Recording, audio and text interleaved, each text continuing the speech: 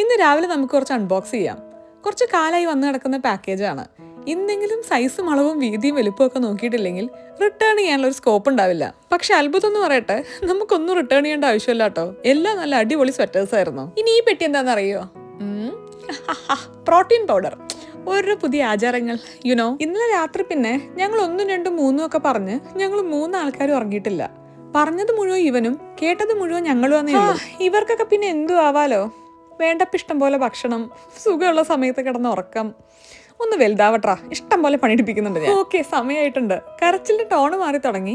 കൊണ്ടക്കിടത്തി ഒന്ന് ഹിപ്നോട്ടൈസ് ചെയ്താൽ ഉറങ്ങാനുള്ളൊരു സാധ്യതയുണ്ട്.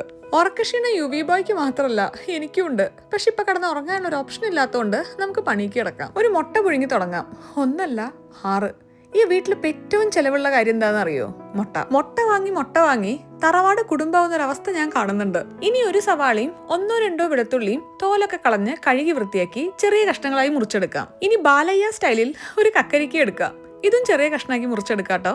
യുവി ഒരു ഗാഠനിദ്രയിലോട്ടുള്ള യാത്രയിലാണ്. ഒന്ന് പോയിട്ടൊന്ന് മോട്ടിവേറ്റ് ചെയ്തിട്ട് വരാം. മോട്ടിവേഷൻ കഴിഞ്ഞപ്പോക്ക് മുട്ട റെഡി ആയിട്ടുണ്ട്. ഇന്ന് നമുക്കൊരു ദേശീയ സ്റ്റൈൽ ടർക്കിഷ് എഗ് റെഡിയാക്കാം കേട്ടോ. ഈ ടർക്കിഷ് എഗ് കഴിച്ച് ബോറടിച്ചു. ഒരു ചെറിയ മാറ്റാവാം. മാറ്റം എന്നൊക്കെ പറയുമ്പോൾ മുന്നത്തെ സിനിമയിലെ പ്രേംനസീർ ഒരു ഉണക്കമുന്തിരി വെച്ച ആള് മാറില്ലേ, അതേപോലെ ചെറിയൊരു ടേസ്റ്റ് മാറ്റം. യോഗട്ടിൽ കുറച്ച് നമ്മൾ അരിഞ്ഞ സവാളയും കക്കരിക്കയും വെളുത്തുള്ളിയും ഒക്കെ ഇട്ട് മുട്ട വെച്ചാൽ നമ്മുടെ ബേസ് റെഡി.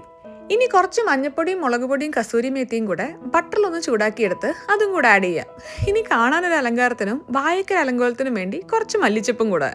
ഇനി ആവശ്യത്തിന് ഉപ്പിട്ട് നല്ലോണം ഒന്ന് മിക്സ് ചെയ്യുക. നമ്മുടെ ഒരു നാടൻ ടർക്കിഷ് എഗ് ഇതേ റെഡി. ഇത് സത്യം പറഞ്ഞാൽ ബ്രേക്ക്ഫാസ്റ്റ് ആയിട്ട് മാത്രമല്ല കേട്ടോ, ഈ ചപ്പാത്തിക്കും റൊട്ടിക്കും ഒക്കെ ഒരു മടിയൻ കറിയായിട്ട് നല്ലൊരു തീരുമാനമാണ്. അപ്പൊ ശരി, ഞാൻ പോയി കഴിക്കട്ടെ.